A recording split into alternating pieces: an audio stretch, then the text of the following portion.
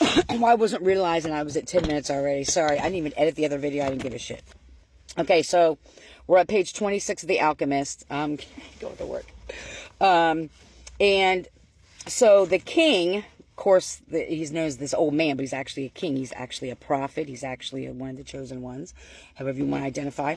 Talks about how he shows up at different times in people's lives, especially when people get ready to give up. He's talked about this miner, like a coal miner. He left his whole thing. He left everything and go and search for emerald, like an emerald stone, right? It's a great stone to have, in original raw form. And so this is where we left off. The miner was about to give it all up, right at the point when, if he were to examine just one more stone, just one more, he would find his emerald. Since the miner had sacrificed everything to his personal journey and for his personal legend, the old man decided to become involved. He transformed himself into a stone that rolled up on the miner's foot. The miner, with all the anger and frustration of his 5 fruitless years, picked up the stone and threw it aside. But he had thrown it with such force that it broke the stone it fell upon, and there, embedded in the broken stone, was the most beautiful emerald in the world.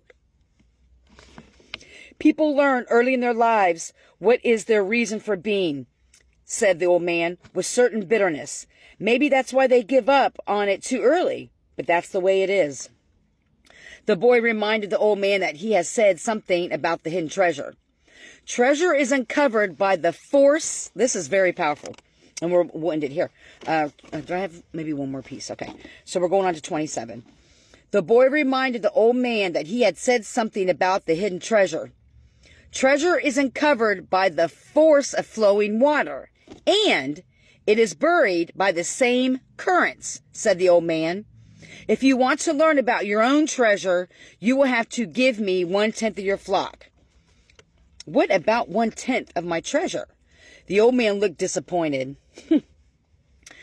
If you start out by promising what you don't have yet, if you start out by promising what you don't even have yet, you'll lose your desire to work towards getting it.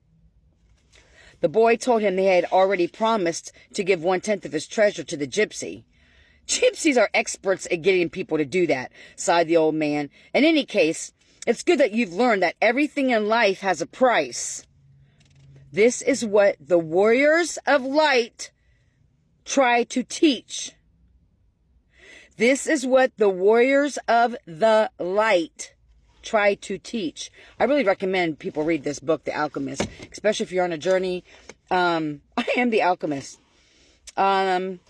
Okay, so then we're going to go the next, this really resonated with me. This is page 29 at the very bottom.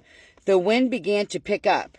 He knew that the wind, people called it its levenator, because on it the Moors had come from Levant and the eastern end of the Mediterranean. He was sure that it made no difference to her on which day he appeared, for every day was the same. And when every day is the same as the next, it's because people fail to recognize the good things that happen in their lives every day that the sun rises. So if your life is getting no hum, remember that the sun rises and you're able to see it every fucking day, and how amazing that is. And I think that was the last one I was reading last night. Okay.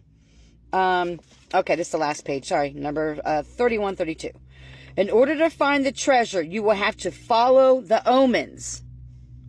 God has prepared a path for everyone to follow. You just have to read the omens that he left for you. Before the boy could reply, a butterfly appeared and fluttered between him and the old man.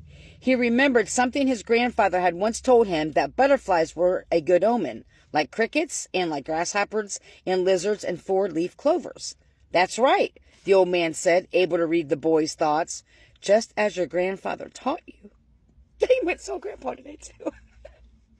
These are good omens. The old man opened his cape, and the boy was struck by what he saw. The old man wore a breastplate of heavy gold covered with precious stones. The boy recalled the brilliance that he had noticed on the previous day. He really was a king. he must be disguised to avoid encounters with thieves. It's the Alchemist. I've just been marking different pieces of the book that have resonated with me. I'm getting ready to do a little meditation and whatever before I go into work. I hope you're healthy and happy, full of joy. May you love and be loved. Heal, don't harm. What's your personal legend? Have you forgot it? It's never too late. I don't care how old you are. It's never too late to go back to your personal legend. And what are you willing to sacrifice for it?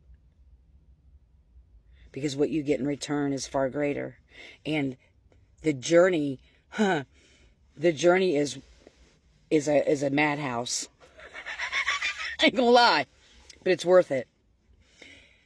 The weightlessness you feel in your heart and your soul, like when I went back to the city today, when I went back to Columbus, I could tell the difference of how much better I felt being away from them, being away from those people who've been trying to keep me stuck in all the gang stalking, all that bullshit that people were doing to me and continue to try to do. But I could feel the difference, and I'm grateful that I chose to walk away from everything to continue my personal legend. So I challenge you, what is your personal legend?